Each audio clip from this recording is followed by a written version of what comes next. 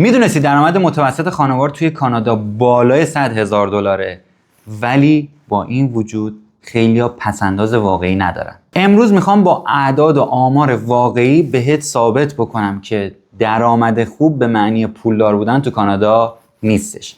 اگه این ویدیو رو باز کردی نشونه اینه که برات آینده مالیت مهمه. برای همین منو سابسکرایب کن و قراره که با همدیگه راجع به کلی مسائل مالی صحبت کنیم، آینده تو با همدیگه بسازیم. مهیار کاورزیو بهترین کانالی هستش که بتونی آینده مالی خودت رو زمانبندی کنی، براش برنامه‌ریزی کنی و به بهترین ها دست پیدا کنی. من هم بروکر بیمه و فاینانشال ادوایزر هستم که این مسیر رو برات هوشمندانه برنامه‌ریزی کنم و آینده زیبات رو ازش لذت ببری. وقتی میگیم درآمد خوب داریم به یک عدد ناخالص نگاه میکنیم، یعنی اون درآمدی که به شما کارفرما داره پرداخت میکنه ناخالصه. چرا؟ چون که یه بخش زیادیش رو دولت ازت مالیات میگیره.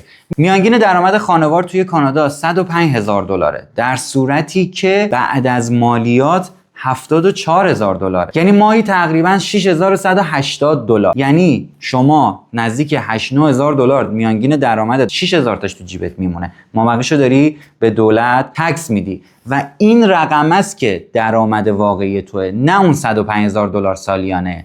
پس مالیات رو باید خیلی جدی بگیریم و ما میتونیم یه سری برنامه‌ریزی‌ها بکنیم که این مالیات رو کم بکنیم، یا به اصطلاح انگلیسی تکس افیشنسیشو ببریم بالا که بتونیم مالیات کمتر به دولت بدیم، پول بیشتر تو جیب خودمون نگه داریم و بتونیم برای آیندهمون برنامه‌ریزی بکنیم. حالا نکته بعدی که وجود داره اینه که آقا ما همه $74,000 هم نمیبینیمش. این کجاه؟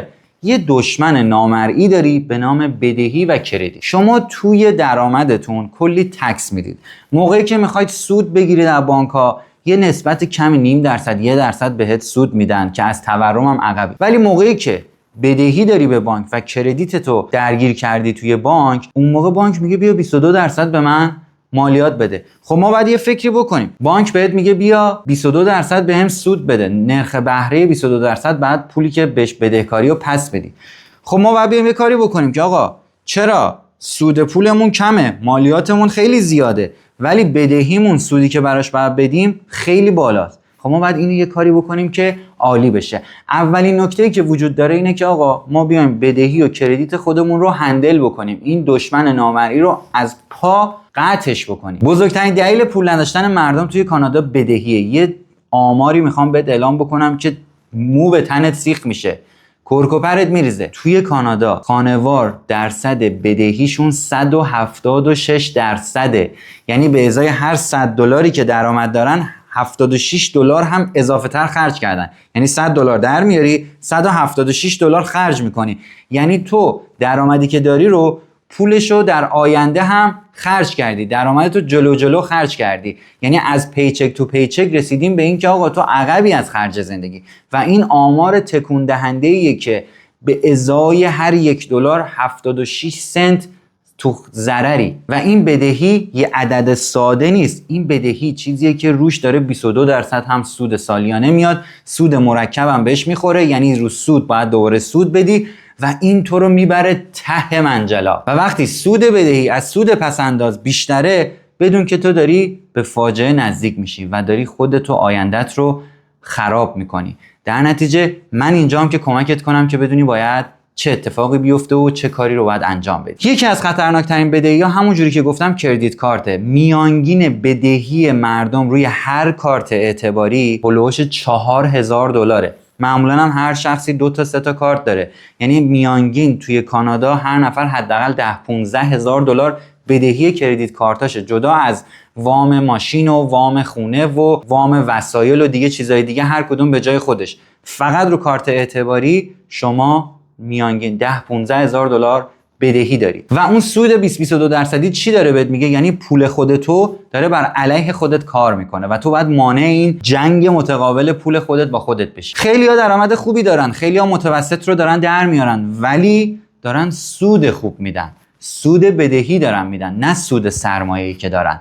و اینجا باید ما این رو اصلاح بکنیم و درستش بکنیم. و نکته غم انگیزش تو کانادا اینه که 33%، یعنی 1/3 جامعه بالاتر از $100,000 درآمد دارن، در صورتی که 90% جامعه امرجنسی فاند خودشون یا اون پول روز مبادایی که بین 6 ماه تا 1 سال هست رو کنار نذاشتن. اون $100,000 به بالایی که دارن در میارن رو خرجش میکنن و این بزرگترین مشکل این نسل و این جامعه در حال حاضر هستش که تو کانادا دارن زندگی میکنن. هزینه‌های زندگی هم که براتون نگم انقدر زیاده تو کانادا. برای خانوار 4 نفره این رقم به $8,200 در ماه میرسه و نکته‌ای که وجود داره $8,200 برای خرج ماهانه یعنی که شما ایسی هولوش ماهی 12-13,000 دلار قبل تکس باید در بیارید که $8,200 خرج خونتون بشه. حالا با این وجود گیریم شما 11-12,000 دلار هم پول در بیارید قبل تکس، ولی باز دارید خرج زندگیتون رو در میارید. پس در نتیجه باز هم پسنداز کردن یک آرزوه. یه نکته مهمی که توی پسنداز کردن وجود داره، همه فکر می‌کنن باید ماهی $5,000 سرمایه گذاری کنم پسنداز بکنم.